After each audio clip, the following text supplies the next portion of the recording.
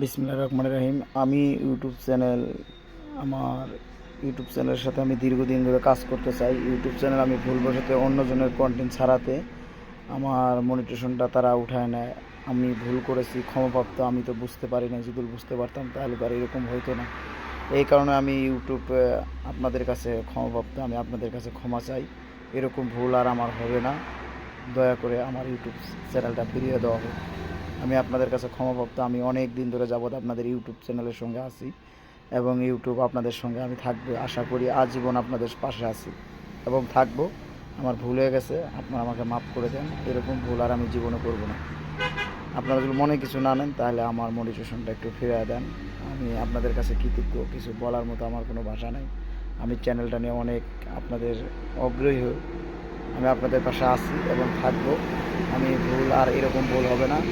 আপনারা আমাকে ক্ষমাপ্রাপ্ত দেখবেন। খুদা হাফেজ। আসসালামু আলাইকুম।